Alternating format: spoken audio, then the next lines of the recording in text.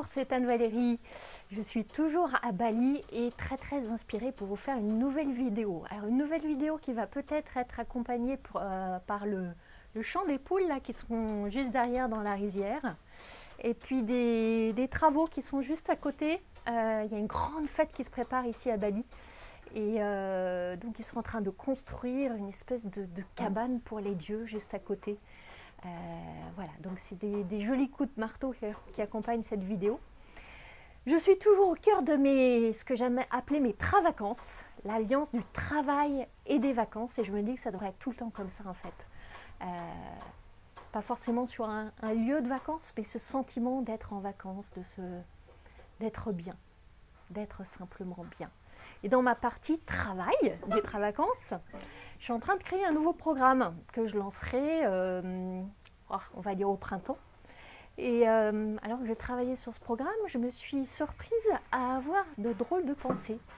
Vous savez, ces pensées qui commencent par « et si ?» Et si ça ne marchait pas? Et si je créais tout ça pour rien? Et si personne ne s'y intéressait? Et si c'était nul? Et si j'étais pas assez inspirée? Et si c'était pas assez innovant? Et si j'arrivais pas à le vendre? Etc. Et mon cerveau, tout comme le vôtre, je crois parfois, est assez prompt à raconter des tas d'histoires. Et ça fait écho à un coaching que je faisais la semaine dernière avec une femme qui a très envie de quitter son travail et qui est encore très retenue en arrière par plein de freins, de craintes, de doutes. Tous ces « et si », voilà, et si je quittais ma sécurité, et si je perdais tout mon argent, et si c'était l'échec, et si on me jugeait mal, et si j'étais critiquée, et si je décevais mes parents, mon mari, mes enfants, ma famille, mes amis, etc. Et si, et si, et si. Notre cerveau, il est très rapide et enclin à voir le négatif, à voir les risques. Il a toujours ce biais vers la négativité. C'est la réaction normale, naturelle de notre cerveau reptilien, celui-là, qui veut nous protéger des risques, des dangers. Alors il voit qu'il y a peut-être un danger pour notre sécurité, un danger financier.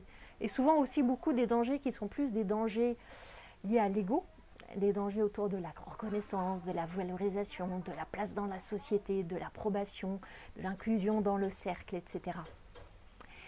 Et on touche là évidemment à l'ego, qui va agiter toutes ces peurs dès que notre confort est menacé, dès que notre sécurité est menacée, sachant que fondamentalement, la sécurité, ça n'existe pas, la stabilité, ça n'existe pas, le confort absolu, ça n'existe pas, ou peut-être ça existe, mais ça sera vite ennuyeux, je crois. Et ce que j'ai envie de vous inviter à faire, et c'est ce que j'ai fait pour moi-même, et c'est ce que je fais pour beaucoup de femmes que j'accompagne, c'est une bascule, une transformation. Ce « et si » négatif, de le transformer en « et si » positif. Ça passe par deux choses très simples. S'attraper en vol, se dire « stop, stop, j'arrête toutes ces histoires, ces narrations, ces « et si » qui envisagent le scénario du pire et le plus dramatique. » Et choisir de nouvelles pensées, choisir des « et si » positifs. Et ça peut donner ça, et si c'était un magnifique succès? Et si je gagnais beaucoup d'argent? Et si je m'alignais avec ma mission? Et si j'inspirais plein de femmes en créant ce nouveau programme? Et si je trouvais les parfaites clientes au parfait moment?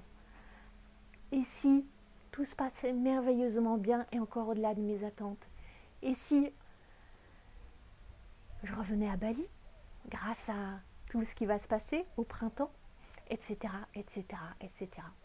Et vous voyez, il y a d'abord la transformation vers le « et si » positif, et en plus, la deuxième invitation, c'est à élargir le champ, à donner à ces « et si » une dimension de contribution, d'impact, d'influence, de service.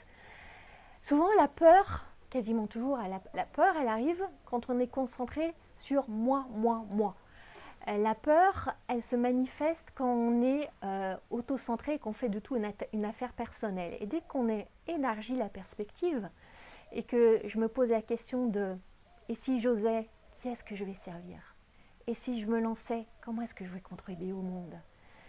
Et si je proposais ça, comment est-ce que ça va impacter les autres? Et si je créais mon offre, comment est-ce que je vais inspirer, transmettre, partager, éclairer, guider les autres, etc., etc. Dès qu'on élargit et qu'on sort du moi et tout est une affaire personnelle, la peur se dissipe en fait et tout devient tellement plus léger, facile, fluide. Voilà, c'est juste ce que je voulais partager avec vous en fait. Cette transformation essentielle, fondamentale et qui change tout, du SI négatif en SI positif. Et élargir la perspective, ne plus en faire une petite affaire personnelle étriquée, étroite, où la peur vous saute dessus, mais remettre la dimension de contribution, d'impact, de service. Et ces deux mots « et si », ils peuvent être, selon vos pensées, selon ce que vous choisissez, destructeurs ou créateurs. Donc je vous invite vraiment à en faire deux mots créateurs.